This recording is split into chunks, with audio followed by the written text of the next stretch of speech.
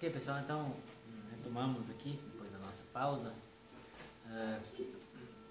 a organização, né? Espero que tenha ficado mais ou menos claro, né? A organização da Tanakh, o texto hebraico, e um pouquinho a diferenciação. Não se preocupe, a gente vai retomar um pouquinho essa questão, né, do cânon cristão, né? Por hora estamos vendo a Tanakh, mas mais para frente a gente vai ver o cânon da Septuaginta.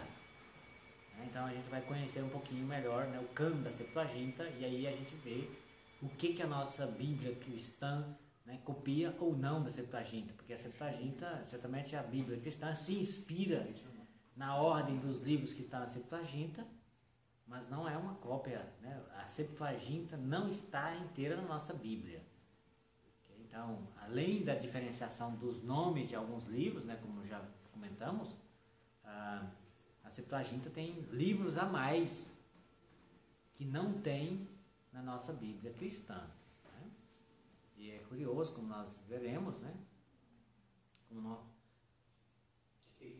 Como nós veremos, né? Digamos assim, a gente tem livros a mais da Septuaginta, né, que fazem parte, por exemplo, de algumas igrejas, né, que usam, né, sobretudo de língua grega, né, igreja ortodoxa, etc., né, que usam o cânon da Septuaginta tal e qual, e portanto tem mais livros do que a gente. Okay?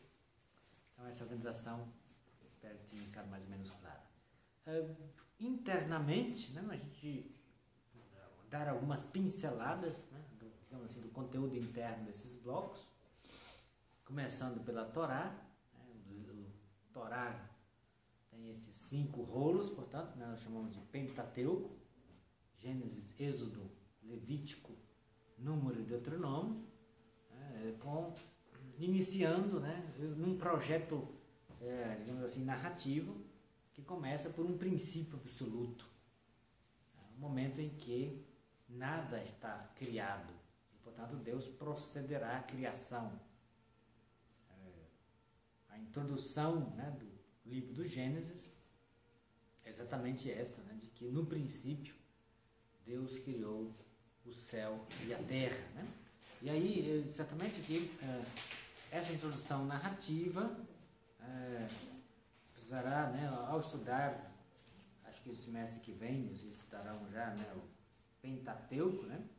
O professor do Pentateuco vai certamente, né, se deter um pouco nesses 2 versículos introdutivos, né, do livro do Gênesis, que descreve, né, uma introdução narrativa, né, que descreve um momento da não criação, né?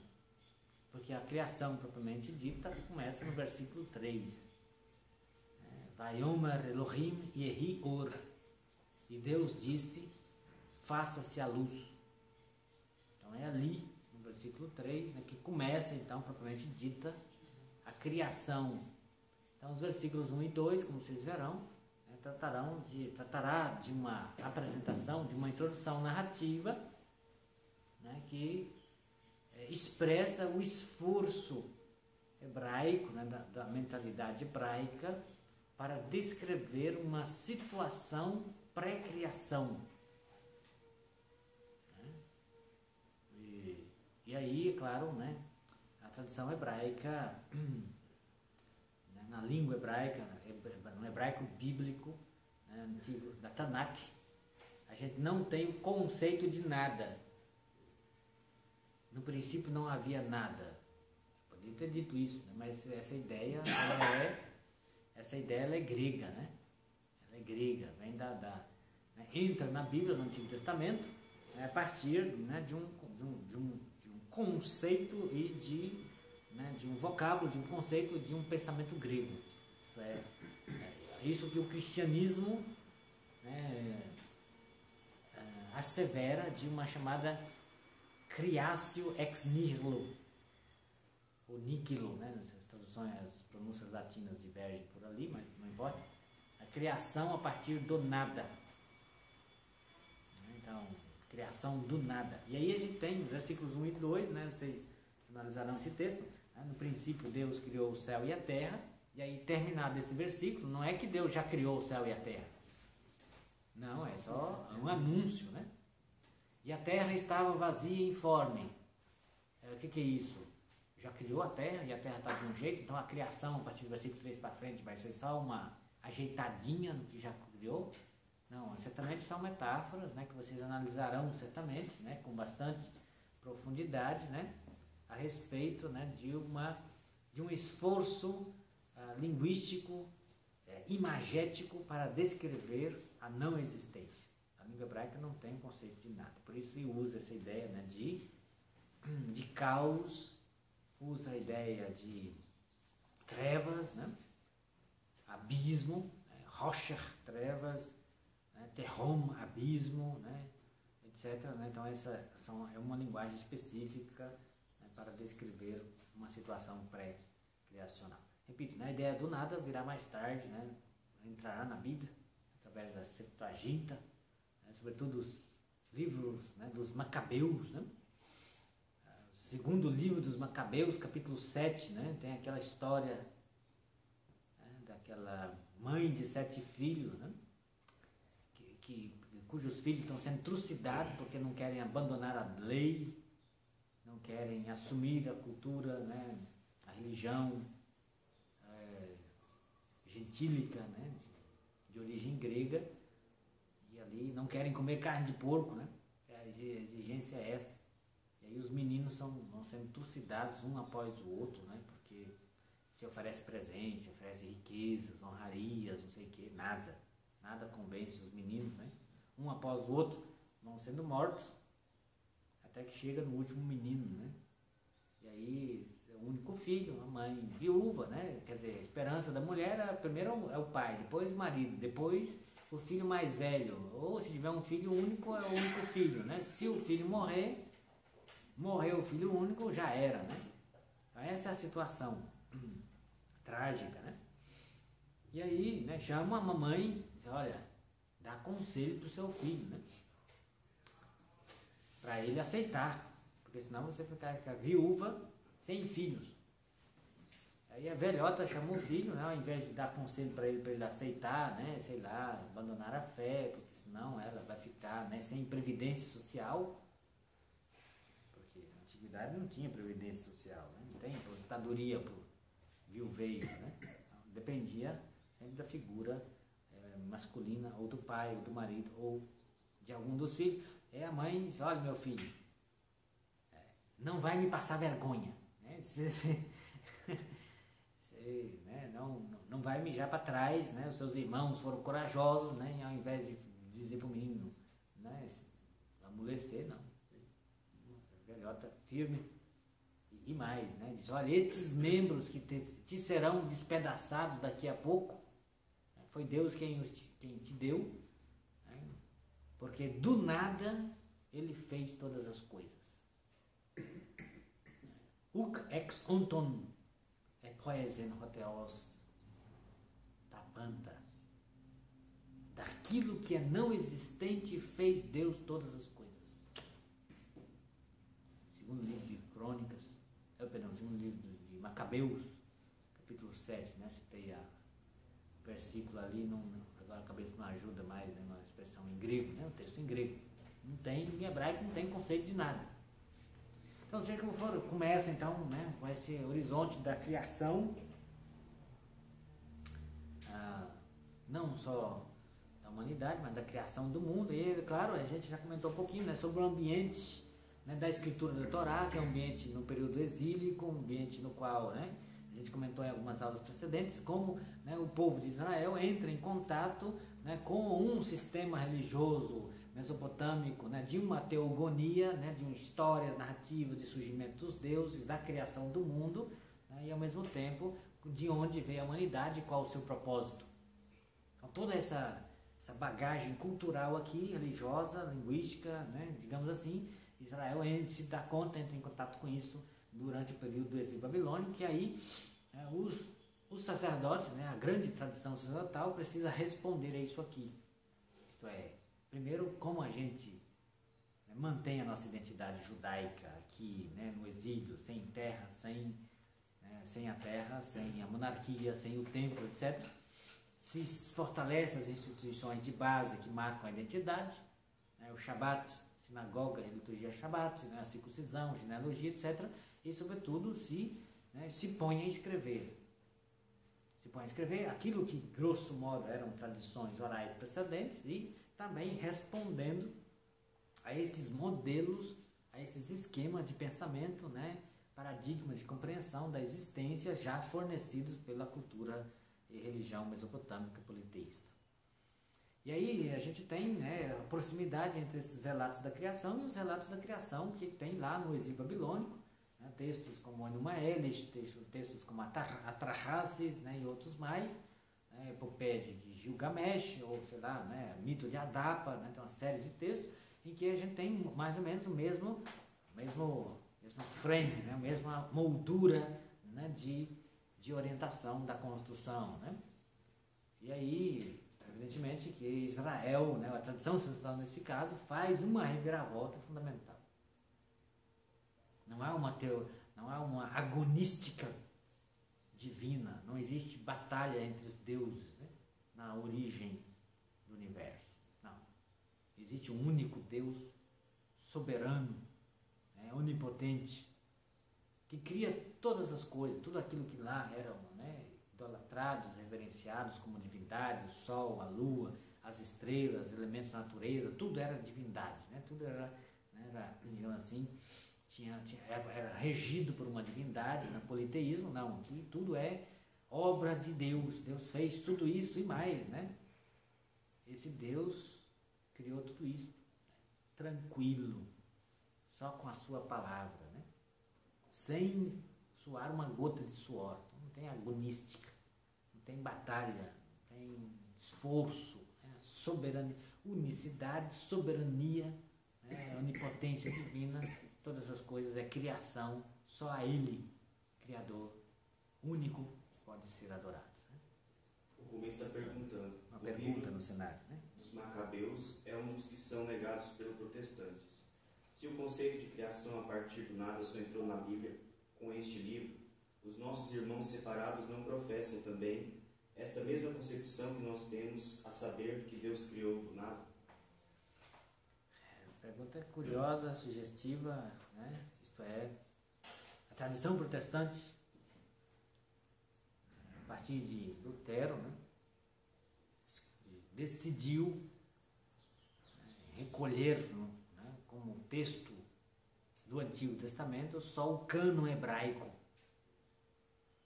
da Tanakh. Portanto, a Tanakh, né, só tem os textos em hebraico ou aramaico, não tem esses textos, né, mais tardios, escritos na língua grega, não faz parte do cânon da Tanakh, né, e, portanto, a tradição protestante não tem o livro dos Macabeus, né, porque é um dos livros, são livros deuterocanônicos, né, como a gente já mencionou, e que professa essa ideia da criação ex nihilo, a criação, né? O livro da sabedoria também tem o conceito de criação, não com um vocábulo tão preciso, mas o conceito é este, né? Do nada, mais ou menos, né? Então, assim, a tradição protestante, grosso modo, de fato, né, eu não conheço muito bem, não posso dizer com segurança aqui, mas existem grandes biblistas, exegetas protestantes, que comentam o primeiro capítulo do livro do Gênesis e desconstrói o princípio da criação a partir do nada, dizendo que Deus não criou a partir do nada, que poderia ter existido uma matéria eterna, informe, caótica, que Deus deu uma melhoradinha, né? Dali, no princípio Deus criou o céu e a terra, e aí você tem uma terra vazia, informe, etc. Então, digamos assim, alguns biblistas querem revelar, dizendo dessa forma vazia, né, dessa forma caótica, que é precedente à criação, né, porque Deus depois vai criar a terra lá para frente, essa forma caótica que era a situação do que existia antes do cosmos. Portanto, uma criação seria meramente uma organização do caos em ordem. Então, assim, de fato, né, a pergunta é bastante sugestiva, de fato, até onde eu sei, vários teólogos protestantes não assinam embaixo, né, nesta que é uma verdade do cristianismo católico, né, da criatio ex nihilo, da criação a partir do nada. Digamos assim, expoentes, digamos assim, da teologia protestante que não diz que isso não existe, porque está contra a Bíblia, porque para eles é sola escritura, né? E aí a sola escritura, para o Antigo Testamento, só a Tanakh, que eles acolheram, né? Sem os textos deuterocanônicos, né? E com essa interpretação ali, né, um pouco fundamentalista, né, dessa introdução do livro do Gênesis como a expressão da realidade caótica preexistente à criação. Então a criação se reduziria a um Deus que vai pondo ordem nas coisas, né, ajeitando aquilo que já existia. Ok, então a criação, né, digamos assim, criação não só do homem, né, também da humanidade, não do homem sozinho, da mulher, etc., né? Se conta como tudo é perfeito, como tudo é organizado, né? Como tudo é belo, né? Vayar Elohim Kitov, né? Essa expressão clássica, né? Que aparece como refrão neste relato primeiro da criação, né? Deus viu que era bom. Tov, na verdade, o adjetivo tov significa, em hebraico, significa bom ou belo, né? E é curioso que a tradução grega traduziu o negócio como belo, kalos. E Deus viu que era kalos, né? Que era belo. E não foi por falta de vocabulário, né? Porque em grego existe o adjetivo bom, agathos, mas usou o kalos, belo. Então, há uma interpretação muito antiga da tradição judaica, expressa na tradução grega da Septuaginta, segundo a qual o campo semântico preferencial a ser lido debaixo do termo tov é belo e não bom. Deus viu que era belo. É a beleza de todas as coisas criadas por Deus. Né? Sugestivo isso. A propósito, faço um parênteses, né? O uso desse adjetivo, né? Kalos, kalé, kalon, né? Masculino, feminino, neutro. Ele é usado também com bastante frequência no Novo Testamento. Né? Aquele próprio texto no Evangelho de João, né? No qual Jesus diz: eu sou o bom pastor. Não tem o adjetivo agathos, bom. Tem o adjetivo kalos. Eu sou o belo pastor. Curiosamente, né? E existe uma teologia da beleza, né? Tem um manual, um biblista italiano escreveu, né? Teologia da beleza, um calhamaço por ali, né? Se assentando um pouco também nesses elementos de base linguísticos que a gente encontra na Sagrada Escritura. Né? Então a gente tem certamente um bloco primeiro, né, de Gênesis 1 a 11, grosso modo, o livro de Gênesis é dividido do capítulo 1 a 11, depois do capítulo 12 a 50. A divisão conteudística, né, porque até o capítulo 11, digamos assim, né, grosso modo marcado por esse gênero literário mitológico, influência, né, dos relatos mitológicos no frame, né, na moldura de pensamento dos autores bíblicos. E a partir do capítulo 12, então, começaria propriamente dita a história de Israel com a vocação de Abraão, no capítulo 12. Então, essa é a divisão conteudista, essa é a partir do conteúdo, e que não é uma divisão muito segura. Primeiro pela disparidade das partes, né? Capítulo 1 a 11, depois 12 a 50. Quer dizer, uma divisão meio, né? Se você escreve aí a sua monografia, né? E coloca 10 páginas para o primeiro capítulo, e o segundo capítulo você passa para 100 e 200, o negócio meio díspare aqui, né? E, em segundo lugar, porque isso não tem evidência linguística interna, né? Bom, os exegetas se fundam em indícios literários do próprio texto para... Não é que você, né, eu vou dividir, porque o texto, né, num códice antigo não tem divisão nenhuma, tem um texto corrido, né? Não tem nem espaço, né, digamos assim, um espaço maior entre A divisão em capítulo e versículo será séculos mais tarde, né? A partir da Idade Média para frente. Então, não tem nenhuma divisão no texto. Quer dizer, são os tradutores, são, né, os intérpretes que mais ou menos, olha, o livro é dividido em tantas partes. Baseado em quê? Para dizer isso. Né? Então, essa divisão desse jeito, classicamente apresentada nos manuais, é uma divisão conteudística que não se assenta em indícios. Se você quiser respeitar, né, digamos assim, o mecanismo de comunicação deixados, os traços linguísticos literários pelo próprio autor, os indícios são outros. A divisão do livro segue por outro caminho. Sobretudo segue pela recorrência da expressão Toledot. Existem 10 recorrências do termo Toledot no livro do Gênesis. Né?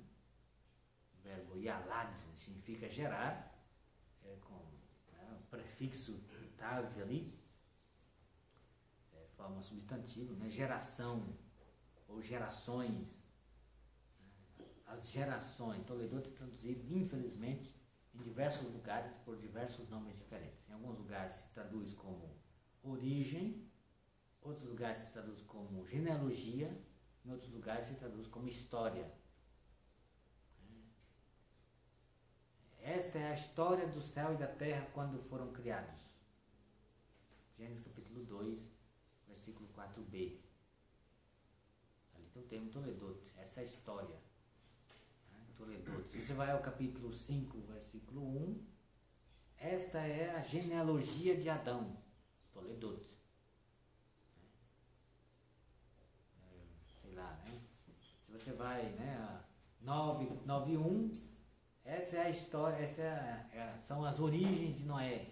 Então, nem diversos, infelizmente a coisa não funciona. Mas não vou entrar na questão por hora, porque, né, repasso o bastão, né, para o professor de Pentateuco, mais para frente, que irá, digamos assim, evidenciar, né, do ponto de vista mais seguro, mais exegético, indícios literários deixados pelo próprio autor, biblis, pelo próprio autor do livro, né, os autores que escreveram, indícios de uma divisão um pouco mais segura, um pouco mais coerente. Né?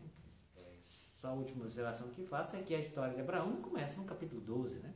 A história dos patriarcas não começa no capítulo 12. Classicamente tido como vocação de Abraão. No capítulo 11, versículo 27, né, já menciona Abraão, né, filho de Taré, né, que sai nesta viagem junto com o pai Taré, né, e o seu sobrinho Ló, saindo de Ur dos caldeus em direção à terra dos cananeus. Já no capítulo 11, né? E aí quando chegou em Padam Aram, ali se estabeleceu, o velhote cansou as pernas, né, o velho Taré cansou as pernas, vamos ficar por aqui. Quer dizer, ele tinha o projeto de ir para a terra dos cananeus. Aí por isso, idealmente, quando você começa o capítulo 12, versículo 1, e Deus disse a Abraão, sai da tua terra, da parentela, não sei o quê, onde você já sabe quem é Abraão, quem são os seus irmãos, quem são os seus sobrinhos, né, quem é a sua esposa, já sabe aonde ele nasceu, de onde que ele vem e onde que ele está. No capítulo 11. Então, dizer que a história dos patriarcas começa no capítulo 12, isso desrespeita totalmente as informações intratextuais. Né? Então, preciso considerar então a Toledot de Abraão, né? Que começa no capítulo 11 e não no capítulo 12. Essa separação é judaica. Não, qual separação é essa aqui? Do capítulo 1 a 11, depois do 12 ao 50.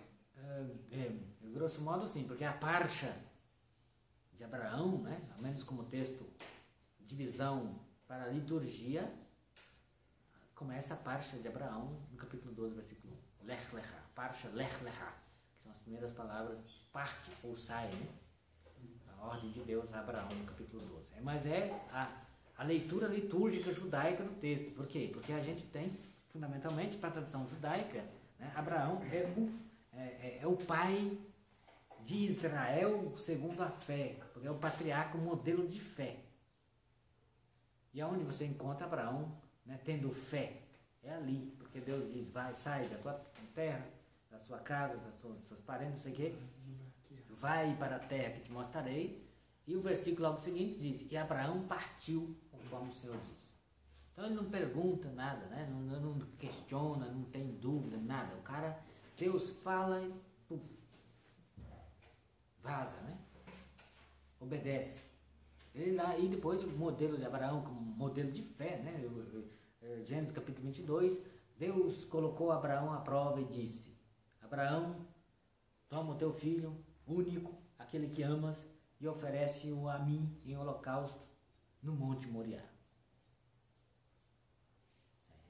Nós, no versículo 1, capítulo 22, versículo 1, sabemos que Deus está pondo à prova, mas Abraão não sabe. O que Abraão escuta é Deus dizendo, né? Toma o teu filho único, aquele que amas, e oferece-o a mim em holocausto, né, no Monte Moriá. No versículo seguinte, Abraão levantou cedo, amarrou o burro, chamou os servos com Isaac, partiu a lenha e pôs-se em viagem. Deus disse, obedece sem questionar, sem falar. Então, um modelo, né, Abraão apresentado nesses dois textos aqui, né? Inclusive a parte de Abraão, em geral, vai até o capítulo 22. Então, começa o capítulo 12 a 22, que é o bloco para leitura, né? Cara, obediente aqui no início, obediente no final, faz tudo como o Senhor ordena. Porque é o modelo do rabino, né? O rabino que escuta Deus e não questiona, não faz a Torá você não questiona. Você vive a Torá, você obedece, né? Só para ter uma noção, padre, o culto sinagogal era quanto tempo, assim, para ler esse trecho inteiro? Alguns rabinos, né, digamos assim, subdividiram as partes em menores partes para a liturgia, para funcionar um pouco melhor. Mas depende, né, de qual grupo judaico estamos falando, né? Existem alguns mais entre aspas, né, radicais e outros mais assim, né, mais moderados. Então depende um pouco. Não existe uma organização, né, digamos assim, determinante de uma liturgia fixa, estabelecida para todos os judeus. Isso é coisa do cristianismo católico, né? Se você é do rito latino, aonde você vai, em qualquer lugar da face da terra, né, numa liturgia, né, da Eucaristia, todo mundo lê o mesmo texto, né, do mesmo pedaço, do mesmo jeitinho. Isso é uma organização, é uma coisa estrondosa, né, que o cristianismo católico tem, né? A organização dos lecionários, né, o ordenamento, né, o rito estabelecido, né, tudo igual para todo mundo. Então, coisa impressionante, né? Então, Abraão, como modelo, como o primeiro dos patriarcas, né? Somos descendentes de Abraão, esse é o título de glória dos hebreus, né? Dos judeus, somos da raça de Abraão, então descendência de Abraão, filhos da promessa, né? Das promessas de Abraão, etc. Uma multidão, o judeu se considera como aquela multidão dos filhos de Abraão que Deus prometeu, mais numerosos que as estrelas que há no céu, né? E aí, é claro, tem que ajudar Abraão, né, a concretizar a sua promessa, né, a promessa de Deus. Quer dizer, se Abraão, né, recebeu uma promessa divina de ter mais filhos que as estrelas no céu, né, tem que procriar, né, tem que colocar em prática, né, como eu falei para vocês, né, o judaísmo tardio depois restringiu muito, né, como mandamento para poder concretizar o livro do Gênesis, restringiu muito, né, restringiu para dois mandamentos daquele código de leis, né, do judaísmo tardio, pós-exílico, né, dois mandamentos que referem ou que se assentam no livro do Gênesis.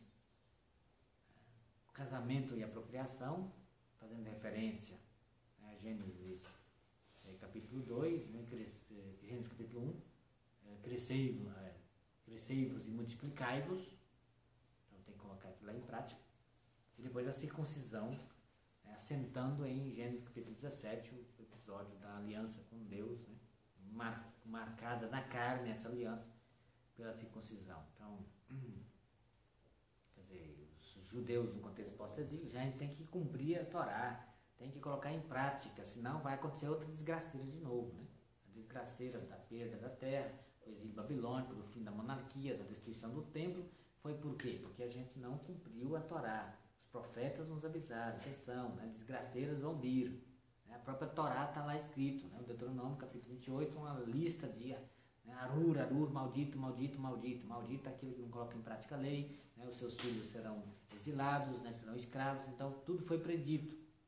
Então, a culpa, né, disso é porque a gente, né, dessas desgraceiras, foi porque a gente não cumpriu, não viveu a Torá. Então agora a gente tem uma nova possibilidade, estamos de volta, né, estamos na terra, estamos reconstruindo, né, o país, reconstruído, né, o Templo de Jerusalém, reinauguração do culto. Então a gente, para poder garantir o mínimo de segurança de que não vamos, né, cair em outra desgraceira, vamos, né, fazer de tudo para a gente cumprir a bendita Torá. E aí então, né, se extrai aqueles 618, parece, preceitos, né, do judaísmo tardio, né, dos quais só 2 têm referência direta na Torá. Os demais, no livro dos Gênesis, né? Procriação e... Então, se você pretende, né, ser um rabino, né, se você é jovem, né, vai se preparando para casar, né? E, né, se você quiser, né, ter uma certa, digamos assim, né, aceitação geral, se você quer ter uma certa autoridade como rabino na comunidade, você não só tem que ser casado, mas tem que ter filhos, né? Se Deus não te deu filho, porque o filho é dom de Deus, significa que você não é um rabino muito correto. Porque essa é a ideia de base, né? Se você é correto, vive a Torá, Deus te abençoa. Se você não tem babies, quer dizer, não, eu sou rabino, eu quero falar, não fala mesmo, você não tem filho. Então assim, né, o rabino só tem, realmente ganha um status, né, de ser autoridade depois que é casado e depois que tem babies, né? Sem babies não funciona. O ideal, né? O ideal do rabinismo. Então assim, Abraão é pai na fé, né? É chamado patriarca ecumênico. Por quê? Porque aí a gente tem a referência a Abraão, né, pelo judaísmo como modelo de fé, o cristianismo que adota o Antigo Testamento, né? A mesma coisa, tem Abraão como modelo de fé, e por isso, né, São Paulo, né, que fala, por exemplo, na carta aos Gálatas, sobre o herdeiro da promessa, né, o filho prometido a Abraão é Cristo. Quer dizer, tem essa descendência, né? Abraão gerou Isaac gerou Jacó, chega em Jesus Cristo. Então, não diz os descendentes, né? São Paulo diz na carta aos Gálatas que, né, a Torá não diz que Deus prometeu, né, descendentes, né? Mas prometeu um descendente, um herdeiro. Esse herdeiro é Cristo. Então, e em Cristo nós somos um, portanto, nós somos filhos de Abraão. Os gentios, né? Como que, né, um apóstolo Paulo pensa a possibilidade, né, de gentios, que não tem nada a ver com o judaísmo, que não conhece a promessa, nada disso, né? Como que entra, né, a fazer parte dessa grande tradição. Nós somos enxertados em Cristo e Cristo é filho de Abraão, da descendência de Abraão. E a mesma coisa, a propósito, né, os islâmicos, né? Tem também Abraão como modelo, porque é o primeiro, digamos assim, sunita, né? O primeiro muçulmano, aparece, né, dentro do Corão, é o primeiro personagem ali, né, apresentado como modelo. E o que é curioso, né, que o patriarca Abraão, né, depois foi sepultado na Gruta de Macpela, que ele comprou para sepultar a esposa Sara, né, depois ele ficou viúvo, solitário, acabou casando de novo, né, e teve mais um montão de filhos, né, mas ele já tinha um filho, né, com a Sara Agar, né, Ismael, Sara criou caso, teve que mandar embora, né, depois Sara morreu, casou com outra, casou com Setura, teve um montão de babies, né, então o ideal do patriarca é ter 12 filhos. O irmão de Abraão, né, teve 12 filhos, o outro só teve 3, um filho e 2 filhas, porque morreu antes, né? Mas assim, o ideal é ter 12, então todo mundo tem 12 filhos. Também o patriarca Abraão, 12 filhos, né? Também Ismael, tem a lista dos filhos de Ismael, 12 filhos. Então todo mundo tem que ter 12 filhos, né? E aí, gente, para perder de vista. De forma que no livro do Gênesis, todo mundo é parente de Abraão. Quer dizer, são os povos, né? Os filhos, a gente vê os filhos de Abraão, né? Você tem Ismael primeiro, depois Isaac, depois um montão dos outros babies com a segunda esposa, e aí se menciona os nomes dos filhos desses seus descendentes, que são os nomes dos povos da redondeza tudo, Moabe, Edom, né? Não sei o que, todo mundo, o nome dessas regiões, né? Que fazem confronto com divisão, digamos, com a terra prometida, são o nome de pessoas, são filhos dos filhos de Abraão. E por isso ele é considerado um patriarca ecumênico. E, portanto, a junção da tradição patriarcal no livro do Gênesis, no contexto pós-exílico, é para responder duas questões fundamentais. A primeira é,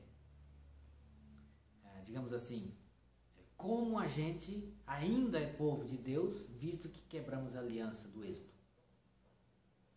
A aliança do Êxodo era uma aliança bilateral condicionada.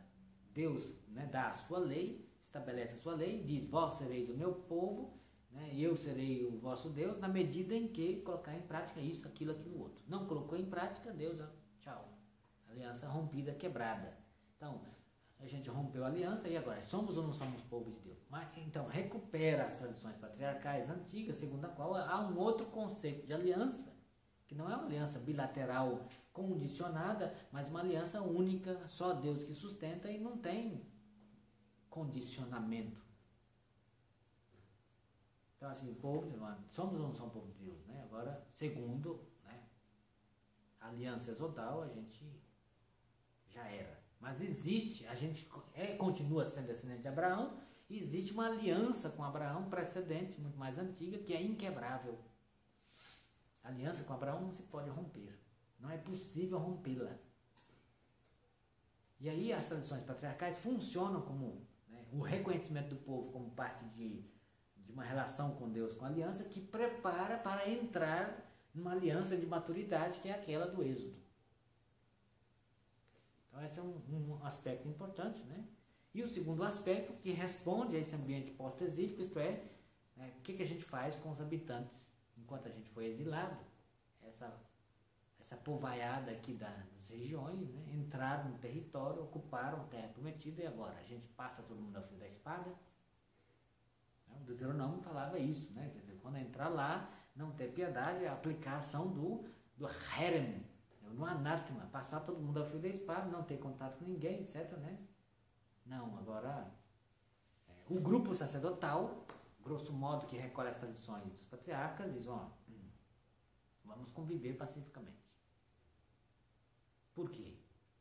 Porque todo mundo é parente de todo mundo. Se for ver bem, na verdade, todo mundo aqui está ligado ao patriarca Abraão. Então Abraão se torna um patriarca ecumênico no contexto pós-exílico, e ainda o é até hoje no contexto do diálogo das religiões entre cristianismo, judaísmo e islamismo.